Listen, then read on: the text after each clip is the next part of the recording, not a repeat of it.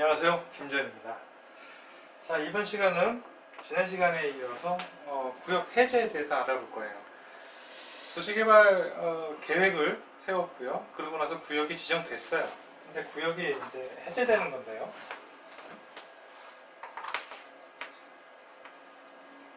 구역이 해제되는 경우는 두 가지가 있습니다.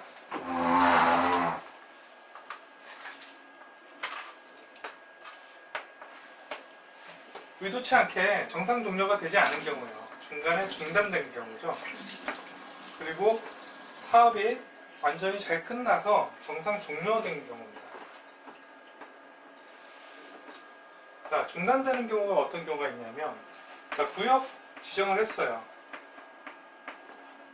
구역 지정을 되고, 다음 개발 계획을 짰죠. 개발 계획 고시를 합니다. 그러고 나서 실시 계획을 수립해서 인가 신청을 하죠. 근데 이걸 마냥 끌면 안 돼요. 제한이 있습니다. 자,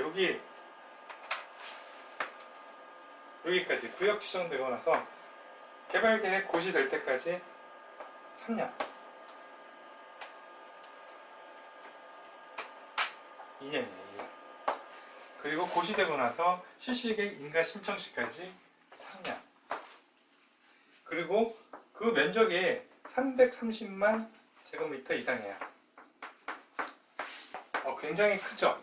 굉장히. 그러면 5년으로 완화해 줍니다. 이거 각각 5년이 되는 거죠. 그래서 이거를 지켜지지 않으면 2년이 지나도록 고시가 되지 않거나 3년이 지나도록 인가 신청이 되지 않는다면 어떻게 되죠? 다음날 구역이 해제됩니다. 해제돼요. 자, 그러면 개발계획 짰을 때 도시 지역으로 지정되고 그 다음에 지구단위 계획 구역으로 결정고시 의지가 됐었잖아요. 그렇죠? 그것들이 다시 돌아가야겠죠. 사업이 중단됐으니까. 그래서 도시지역은, 용도지역은 환원된다 그래요. 그게 이전 상태로 돌아간다는 겁니다. 용도지역의 환원.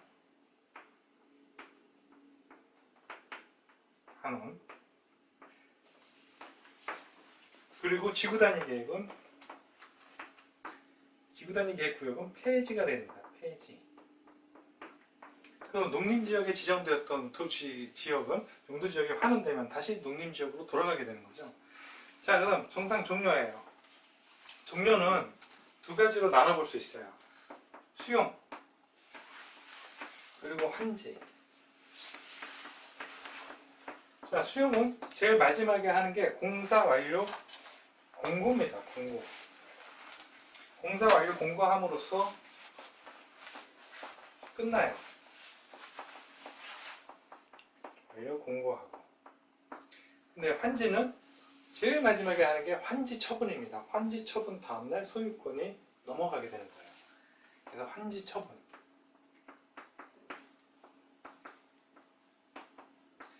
자, 환지 처분 공고. 자, 이것도 마찬가지로 다음날 구역이 해제됩니다. 그런데 이때는 용도지역 환원이 되지 않겠죠? 지구단위 계획도 폐지가 되지 않습니다. 공사 다 해가지고 도시까지 신도시로 다 지어놨는데 다시 농림지역으로 바뀔 턱이 없잖아요.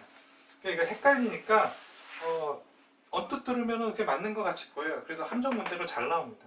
근데 가만히 생각해보면 말도 안 되는 얘기죠. 예, 구역 해제는 이 정도만 정리해 두셔도 충분합니다. 자, 그 다음 시행자. 구역이 지정됐으니까 이제 시행자 지정에 대한 얘기예요. 시행자는요, 원칙이 지정권자 누구였죠? 시도 대장이었죠? 원칙이 지정권자가 지정하는 겁니다. 지정권자가 지정하는 게 원칙이에요. 그런데 이 지정할 수 있는 대상은 공공도 있고요, 민간도 있겠죠. 민간도 도시개발 사업을 할 수 있으니까. 근데 공공 지정했다고 해서 오로지 공공만 하고 민간 지정했다고 해서 오로지 민간만 하고 그러지 않아요. 자, 공공도 예를 든 게 아니라 실시계획, 뭐 부지조성 공사 또는 기반시설 설치,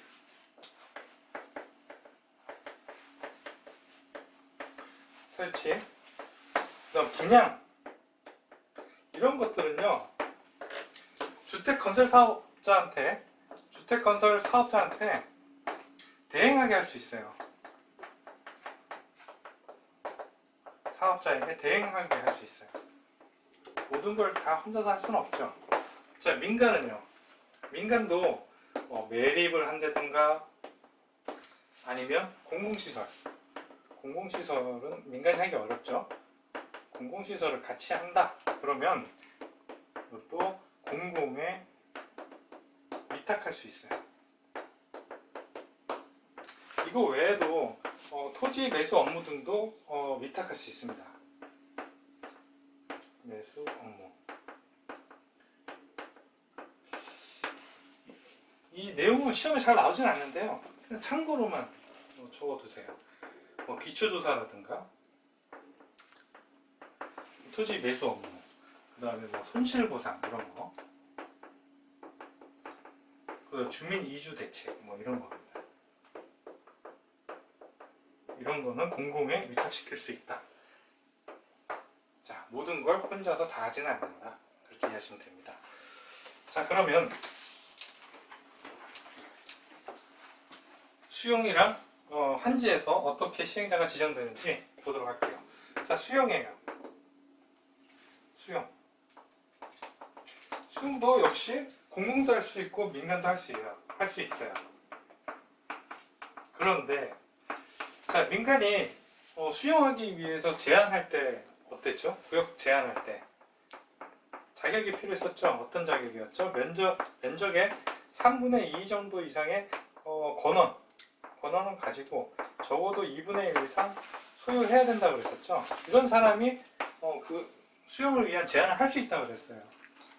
근데 지금은 제한이 아니라 이제 시행자로 지정받아서 본격적으로 수용을 해야 되는 거잖아요.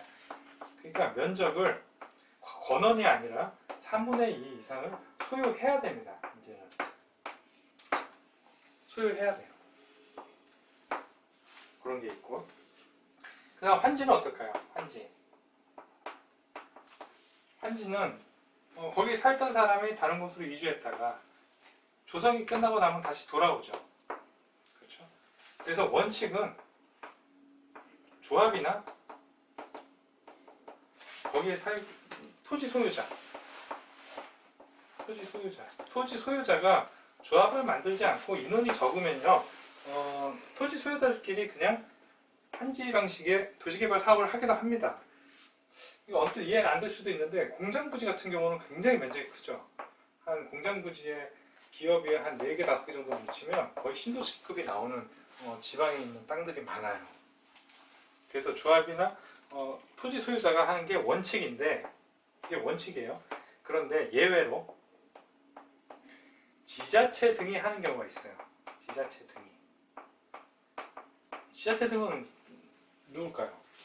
지자체 당연히 포함되고, 주택공사, 한국토지주택공사, 주공, 그 다음에 지방공사, 지공, 신탁사 이런 애들 얘기하는 거고요. 이 지자체가 만약에 시도 대장이라면 이때는 국장이 지정을 합니다. 시행자로. 나머지는 지자체가 지정하겠죠. 시도대가 지정을 하는 거예요. 지정권자가 다르죠. 자, 지자체 등이 왜 하게 되는지 그 사유가 또 중요해요. 사유.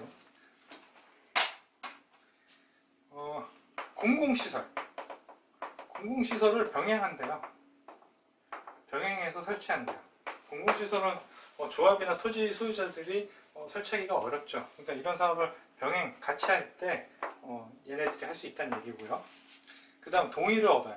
동의 면적 2분의 1, 소유자, 총소유자 2분의 1. 이상 동의를 받아서. 이 동의는 왜 할까요? 동의받아서 지자체 등이 시행하기를 원하는 조합이나 토지 소유자들은 왜 있을까요? 여기 좀 이해가 필요한데요. 예를 들어서 지자체 등이 하는 경우가 있고요. 자, 예를 들어서 조합이 한다고 봐요. 그러면 조합보다 지자체 등이 하는 경우가 사업을 더 신속하고 빠르게 할 수 있어요. 똑같이 100억이라는 자산을 가지고 시작을 했어요. 그 종전자산을 다 평가했더니 한 100억 정도 나왔어요. 이거 갖고 사업을 시작하는데, 지자체 등은 사업기간이 조합이 사업할 때는 한 10년 걸린다면 지자체 등이 했더니 한 5년 걸린대요. 근데 이 사업이 끝나면 조합이 했을 때는 한 10억 정도가 남는데 지자체 등이 했을 때는 한 7억 정도 남는데요. 기간은 반밖에 안 걸리는데 수익은 이거보다 더 수익률이 높죠. 그런 경우에 야, 그럼 우리가 하지 말고 지자체 등이 하도록 하는 게 어때? 라고 해서 동의하시는 분들이 있어요. 그런 경우를 얘기하는 거고요. 그 다음에 1년이 지나도록 이 시행자가 되려면 시행자 지정 신청을 해야 되거든요. 신청을 안 합니다. 할 마음이 없는 거죠. 시행자 지정 신청을 안 해요. 또 거기에다가 또 신청을 했는데 그 신청 내용이 되게 위법하거나 부당한 내용이에요. 이런 경우에 지자체 등이 할 수 있다는 얘기입니다. 됐죠? 딱 이렇게 정해진 시행자도요, 어떤 사유가 있으면 바꿀 수 있어요. 어떤 사유일 때 바꿀까요? 시행자 변경 사유예요. 시행자 변경 사유.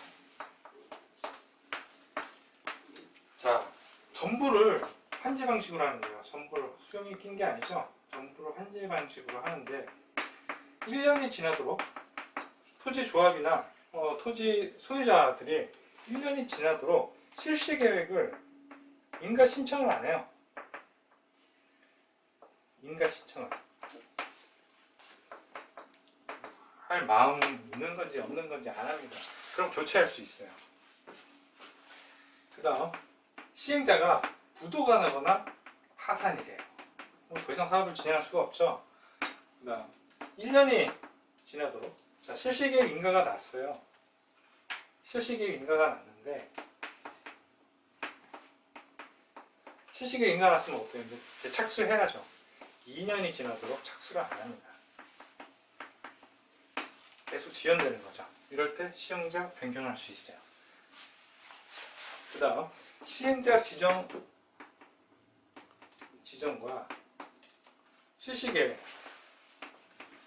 실시계획 인가를 받았잖아요. 자, 시행자 지정을 취소돼. 실시계획 인가가 취소돼요. 또 이런 경우에 시행자 변경을 할 수 있다는 이야기입니다. 그래서 전부 착시로 기억해 주세요. 이거 시험에 나오면 좀 까다로울 수 있으니까 이건 꼭 기억해 두시기 바랍니다. 자, 시행자 변경까지 마쳤고요. 다음 우리 토지 소유자에 대해서는 사실 배울 게 없지만 우리 조합은 배워야 될 내용이죠. 조합은 여기뿐만 아니라요, 정비법에서도 나오고 그다음 주택법에서도 나옵니다. 근데 내용이 되게 비슷해요. 그래서 하나 정확히 알면은 나머지도 거저 가져가는 거고요. 그 시험도 자주 나옵니다. 조합이에요. 자, 토지 소유자 7인 이상이에요. 7인 이상이 조합을 만들려고 인가 신청을 합니다. 그럴 때 동의 요건이 필요해요. 그냥 되는 게 아니고 7인, 최소 토지 소유자 등이 7인 이상이 돼야 되고요. 그 다음에 동의를 받아야 돼요. 동의 그러면 뭐였죠? 면적 3분의 2, 거의 대부분 총수 2분의 1이죠. 2분의 1 동의를 받습니다. 그리고 정관을 작성해요. 정관을 작성해서 인가를 받습니다. 인가를 받고 나서요, 30일 이내 등기하는 거예요. 그러면 비영리 사단법인 되는 겁니다. 사단법인. 비영리 사단법인으로 민법상 사단법인 중형을 받는 거예요.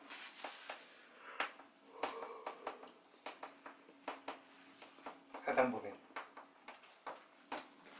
민법상 사단법인을 적용받고요. 자, 여기서 또 하나 체크하실 게, 이 조합원 각각 한 명은 하나의 의결권을 가지고 있어요. 땅이 많다고 내 의결권이 되게 많아지는 건 아니에요. 평등한 의결권이다. 평등한 의결권을 가지고 있다. 그렇죠? 근데 이런 경우도 있을 수 있겠죠. 이렇게 한 사람이 이만큼 가지고 있는데 한 90%를 가지고 있어요. 나머지 사람, 여기는 한 명이 갖고 있고 여기는 10명이 갖고 있어요. 그리고 이 10명 때문에 이 한 명이 피해를 볼 수도 있죠. 그래서 대부분 동의 요건이 면적 요건과 총 소유자 요건을 같이 봅니다.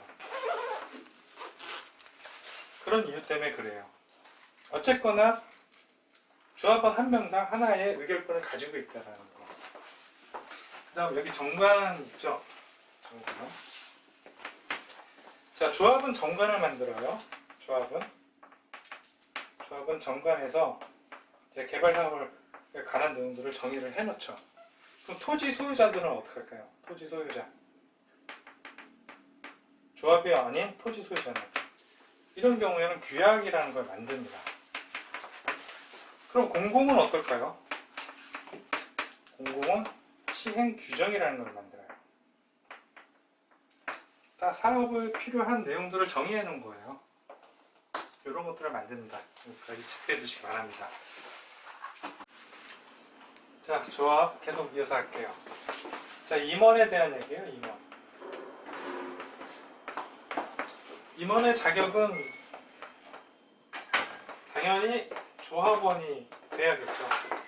조합원 아닌 자가 임원이 될 수는 없고요. 자, 조합이 되는데 임원이 구성은 어떻게 될까요? 구성. 임원의 구성. 조합장이 한 명 있고요. 그 다음에 이사가 있어요. 그리고 감사가 있습니다. 정비법에서는 몇 명 이상 돼야 된다고 나오는데 도시개발법에는 그런 게 없어요. 조합장 한 명이고 나머지는 이사, 감사로 구성하면 돼요. 그 다음에 임원이 하지 말아야 될 게 있습니다. 금지되는 게 두 가지가 있어요. 하나는 겸직금지예요. 겸직금지. 자, 조합장이 이사가 되거나 조합장도 하고 이사도 해놓고 조합장도 되면서 또 감사가 또 같이 하고 이거 안 됩니다. 또 이사가 이사도 하면서 감사하고 이거 안 돼요. 이거는 여기 있는 자기 조합뿐만 아니라 타 조합도 안 됩니다. 타 조합의 임원이 돼서도 안 돼요. 그 다음에 자기계약 금지가 있습니다. 자기계약 금지. 여러 가지 사업을 진행하다 보면 조합에서 자기와 관련 있는 업체와 계약할 수도 있겠죠. 이런 경우에는 반드시 감사가 해야 돼요. 감사가 계약을 대신하게 됩니다. 두 가지. 그리고 조합에 인원이 너무 많아요. 그러면 아주 사소한 것부터 큰 것까지 전부 다 사람들이 모여서 결정하기는 매우 어렵죠. 그런 경우에 한 50인 이상 된다. 그러면 거기에 10% 이상으로 해서 대의원회를 만들 수 있어요. 대의원. 말 그대로 대의하는 기관이죠. 조합원의 뜻을 대신해서 결정하는 그런 기관이에요. 자, 그런데 얘네는 우리 그 정치 구조로 따지자 그러면 대의원은 입법기관입니다. 입법기관. 뭔가 결정하는 곳이에요. 그러면 여기서 결정된 걸로 이사회에서, 여기 이사회죠? 이사회에서 실행을 하죠. 여기가 행정부에 따져보면 행정부. 그러면 둘은 서로 어떤 관계죠? 견제 관계예요. 행정부와 이쪽 입법부는 견제 관계죠. 그래서 이사가 대의원에 들어간다거나 그럴 수는 없어요. 근데 예외가 있어요. 조합장은 대의원의 의장이 됩니다. 그래서 이게 견제 금지라고 되어 있는데 유일하게 예외가 조합장이 이사회 의장도 되고요. 대의원 의장도 되는 거예요. 그거 하나 체크해 두시고요. 자, 그 다음 여기 대의원은 대의하는 기관이라고 그랬죠. 모든 걸 다 결정할 수는 없어요. 반드시 총회, 그러니까 사람들 다 불러다 모아놓고 결정해야 되는 사안이 있습니다. 이거는 좀 기억을 해두세요. 자, 병 중에요. 제일 무서운 병이 합병입니다. 합병. 합병증 있죠? 합병증이 제일 무서워요. 합병. 자, 여기에 아주 특효약이 있어요. 조계환정이라고 조개로 만든 약이에요. 말도 안 되는 소리 같지만 이렇게 기억을 하십시오. 이게 제일 머리에 남더라고요. 자, 합병엔 조계환정. 자, 조합 임원의 선임. 조합 임원을 뽑을 때는 대의원에서 결정하지 말고 총회를 거쳐서 결정해라, 그 얘기입니다. 그 다음 개발계획의 변경. 개발계획 중요한 계획이죠. 그 다음 환지계획 더 중요한 계획이고, 그 다음에 정관의 변경. 요거는 반드시 총회를 거쳐라. 이건 좀 기억을 해 두셔야 될 내용입니다. 자, 그 다음에 임원의 결격사유예요. 자, 임원이라 그러면은 좀 도덕적으로도 좀 괜찮아야겠죠. 범법자가 되거나 그러면 임원이 될 수가 없어요. 어떤 결격사유가 있는지 볼게요. 자, 피한정 후견이에요. 그 피상면 후견인.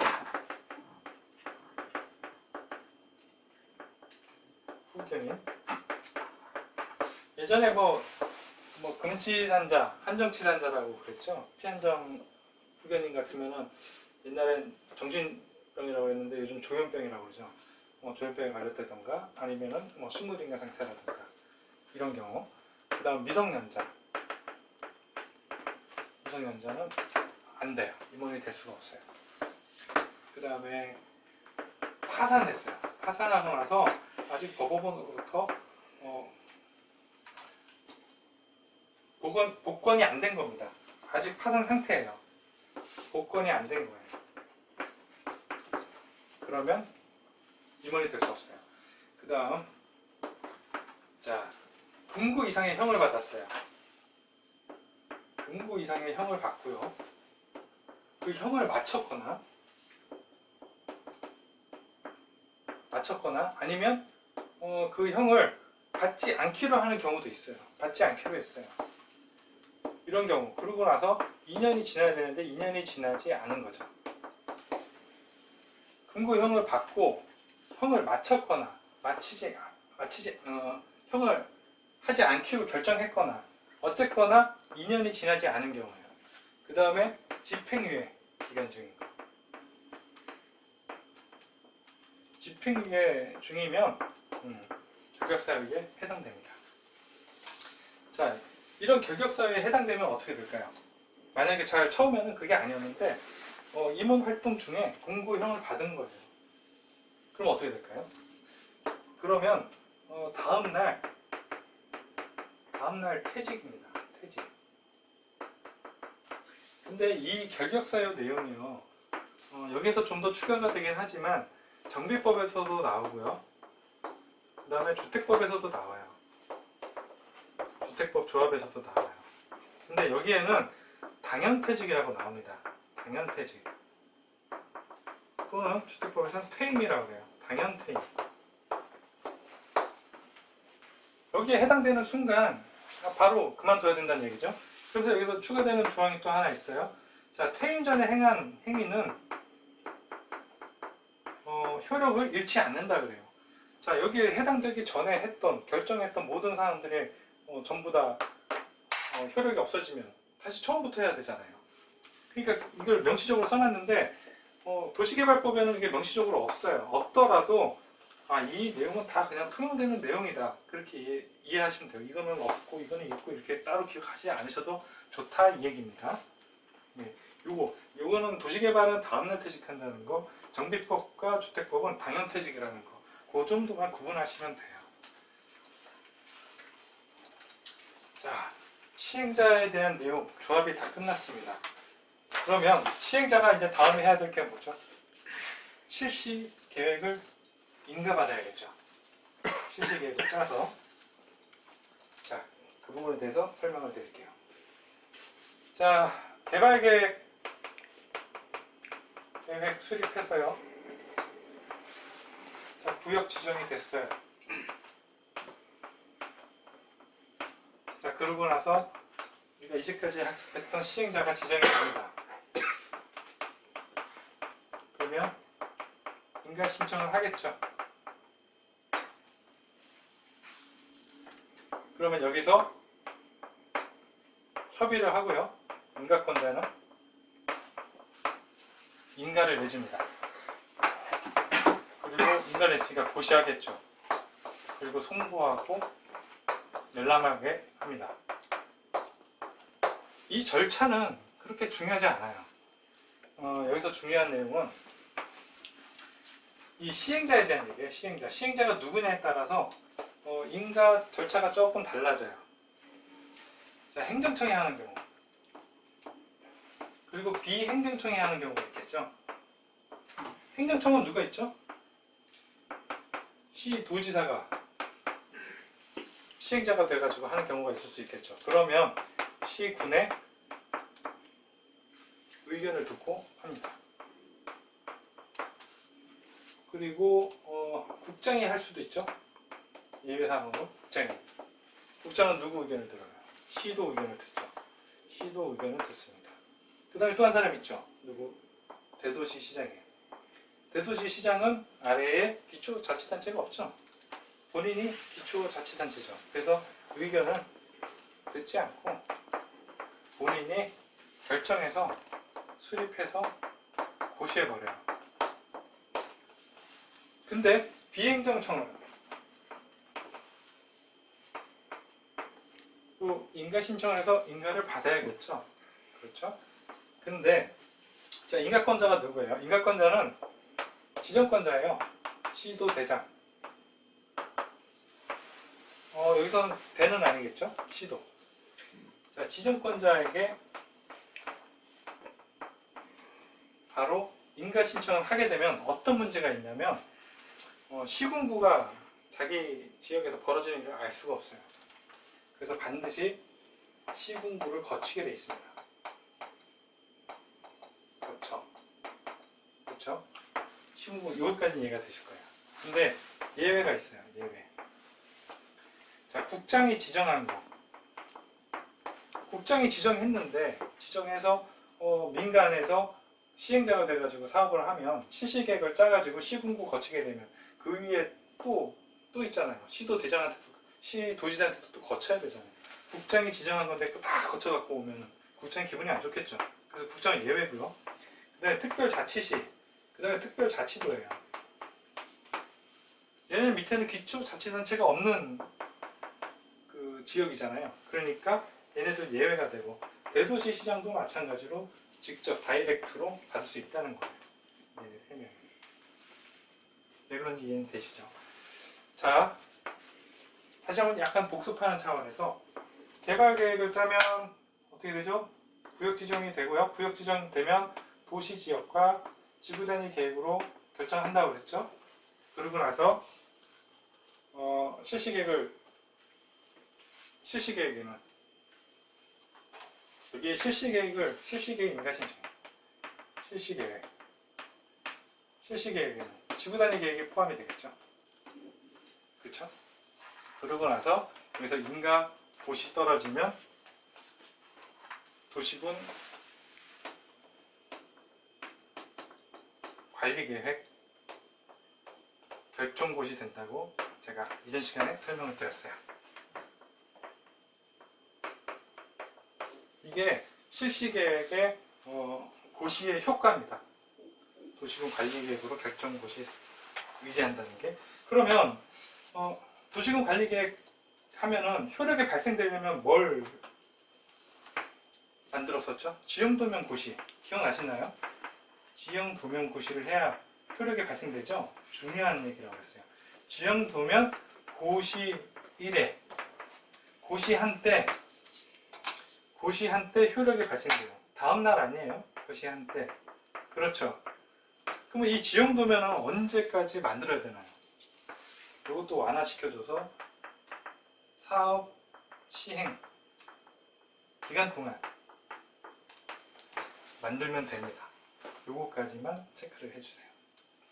예. 여기까지 해가지고 실시 계획이 끝났어요. 그러면 다음에 이제 또 해야 될 것들은 수용 방식으로 어떻게 사업이 진행되냐, 또 환지 방식으로 할 때는 어떻게 사업이 진행되냐, 이 사업 방식에 따라서 제가 또 설명을 이어나가도록 하겠습니다. 자, 함께 해주셔서 고맙습니다. 감사합니다.